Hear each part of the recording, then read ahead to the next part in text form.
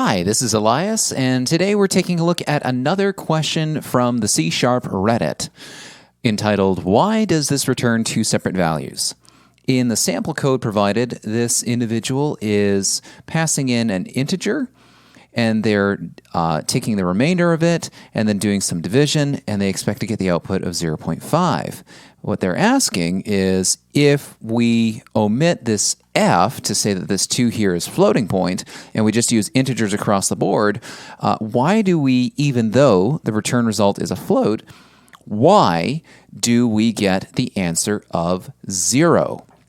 So for the short answer, it's because we can find the answer actually from a Stack Overflow post, where if all of the operands in a division are integers, then the division will be an integer-based division. So we can see in this example, board size is a type int, 2, because we don't have an f next to it, is type int, 1 is type int, and -2 is type int. This is all int across the board, and int can be implicitly cast over to float, so you get an integer division stored in a floating point number.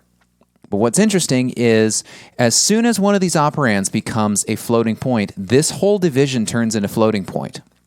Now you might wonder, why is that? Well, we can't just compare a floating point and an integer number. That we have to use the same types across the board. So as soon as we see this float, all these values are going to get cast to float. Don't believe me? Let's take a look at the code. First off, let's just run this and make sure that we get the result that we expect. So this console write line should print out 0.5 because this is floats all across the board.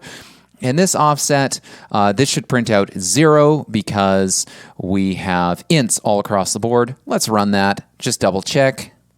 First run, we get 0.5. Second run, we get 0. Excellent. So at least we know what's going on. Like in the previous video that I did on... what was it on? I don't even remember what the previous video was on. Anyway, it's linked over here or in the video description below.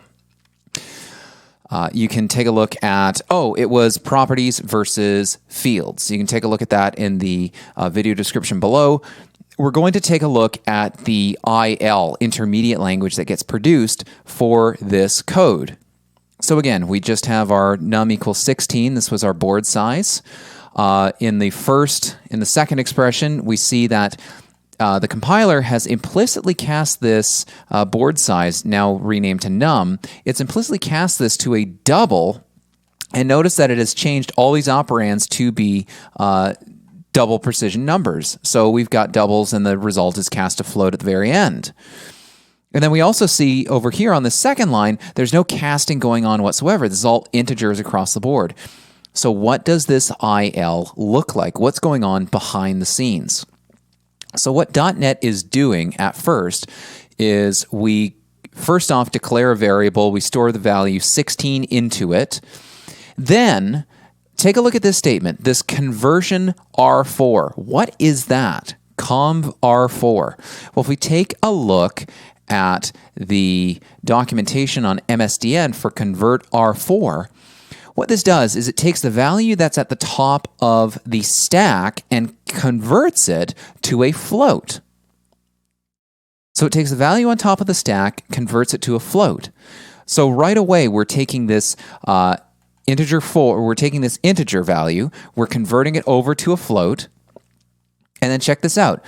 Then we put the value 2 as a floating point number onto the stack, and we call this function, IL called remainder, REM. And what REM does is take the last two values that were pushed onto the evaluation stack, divides them, and pushes the remainder onto the evaluation stack.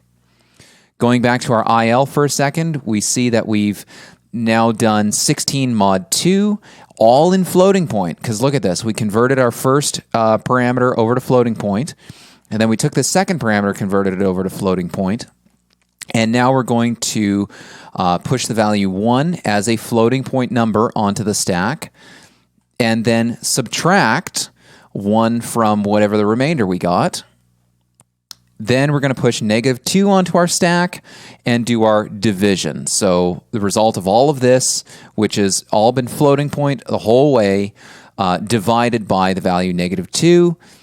We store that. We store that into a. We store that on our stack, and then we do our print line.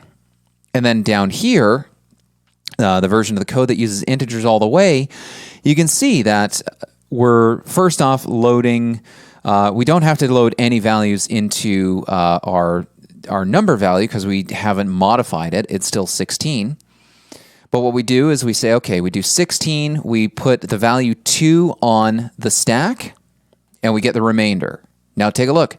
All of this code, there's no type conversions or anything going on here. We've just got integer opcodes all the way.